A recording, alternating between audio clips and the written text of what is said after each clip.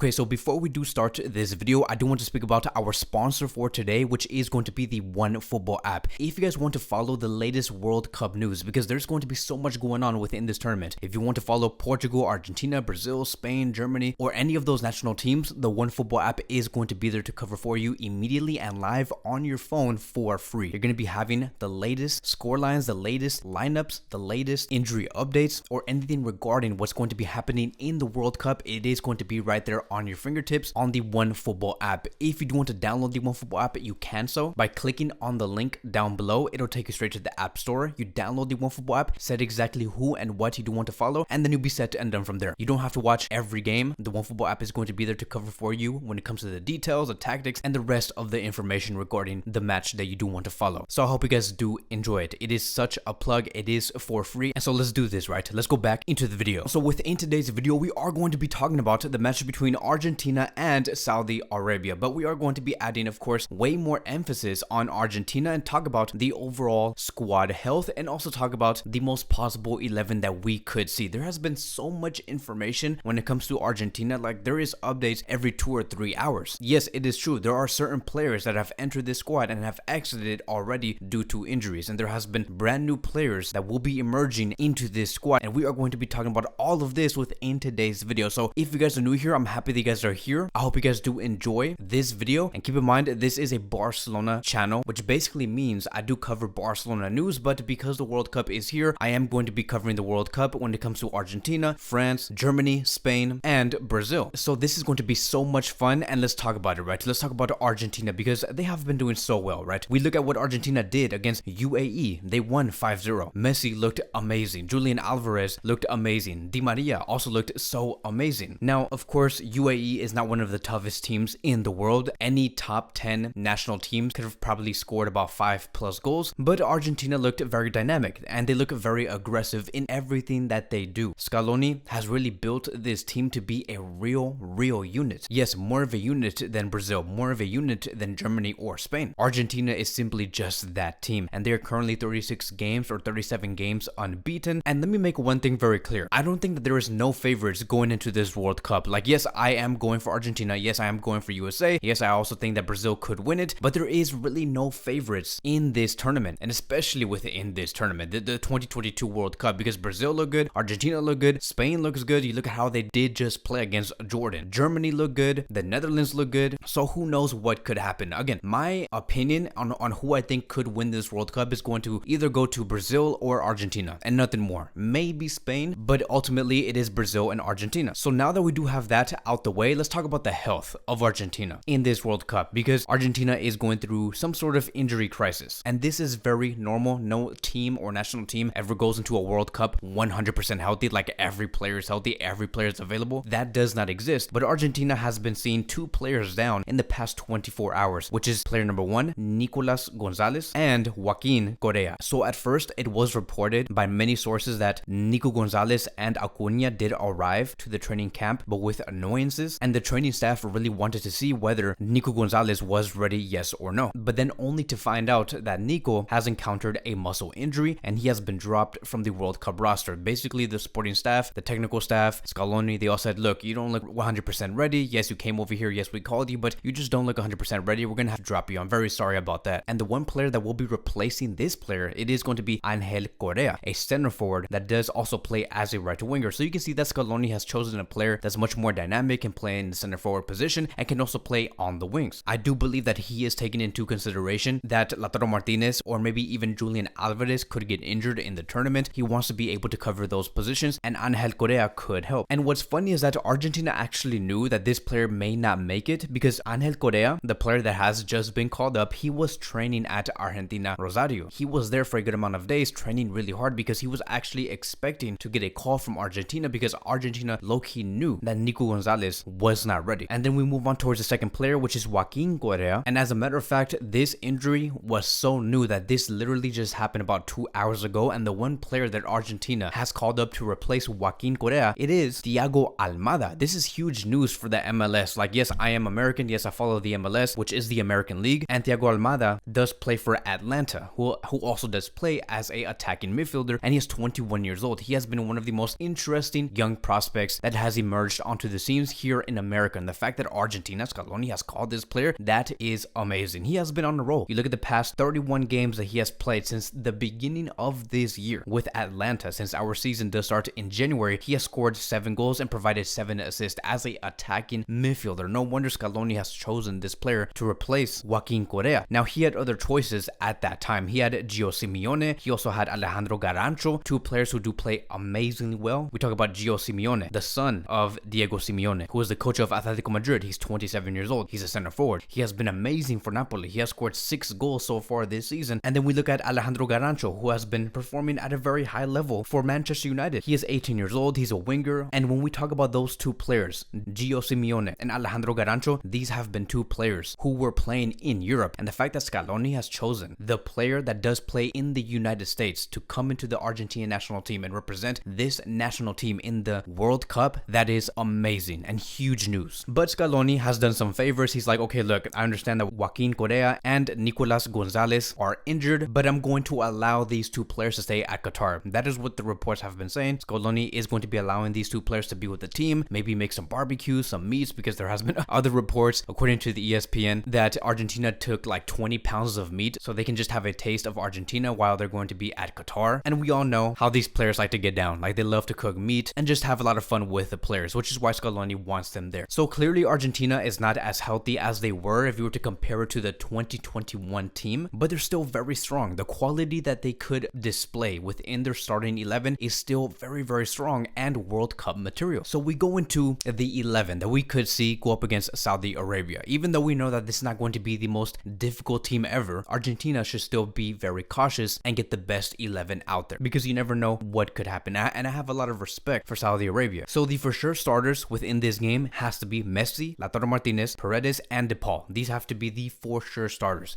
And I have seen Scaloni always use these players in the past like 2 years. And we have seen Scaloni use these 4 players like 100% of the time within the past like 36 games. These players are the fundamental players to this Argentina success. So starting with the front 3, we should expect to see Julian Alvarez as the left winger, Lautaro Martinez as the striker, and Messi on the right wing. Now, I know, right? I understand that Julian Alvarez does not really play as a left winger. Usually he plays as a center forward and is considered as like the replacement of Lautaro Martinez, but Alvarez has played as a left winger with Manchester City like 4 times so far. So he does have some experience on playing on that side. As a matter of fact, like with his speed and with his work ethic, it could greatly work. He has also played as a left winger with Argentina already, and within those 2 times that he has played as a left winger, he did score. And I remember seeing, I think it was the game against Jamaica or Honduras, but Argentina did display a front 3 of Lautaro Martinez as the striker, Julian Alvarez as the left winger, and they were a great duo on that left side. Sometimes we saw Julian Alvarez take on the striker positions, sometimes we saw Lautaro Martinez go on the left wing, and always exchange roles throughout the 90 minutes, depending on the circumstances. And then we move on towards the midfield. This is where things get very difficult because we did lose Lo Celso, who has been one of the best teammates to Lionel Messi. He has always been the one that greatly connected with Messi and brought the best out of Messi, and the fact that this player will not be coming is a huge loss, but we still have other great midfielders. For sure, like I've said, Paredes and De Paul are going to be starting in that midfield in a 4-3-3 system, and going based off the past 10 games that Argentina has played, player that has made the most appearances within the midfield has been Alexis Mac Allister. And so yes, I know we have Enzo Fernandez, we have Palacios, we have Rodriguez, but I think that the player that will be starting will be Mac Allister. And then as for our defense, it is going to be Acuna as the left back, Lisandro Martinez and Otamendi. Surprisingly, like at the age of like mid-30, 35, 36, 37 years old, he will be starting in that defensive line, and having Foyth as the right back in that back 4. I think that these 4 players do deserve it based off their work ethic. Yes, this is the exact same defensive line that we did see start against UAE, and we are still going to see our other players like Tagliafico starting on the left wing, or maybe coming in for Acuna. Romero also coming in. I'm a huge fan of Romero and what he has done as a center back, and also of course we're going to be seeing maybe Molina. There's so many choices, so many players to choose from, but this will be the ultimate starting 11 to start us off and debut in the World Cup, and hopefully we come out with a massive win. So thank you guys so much for watching, and I will see you guys in the next video.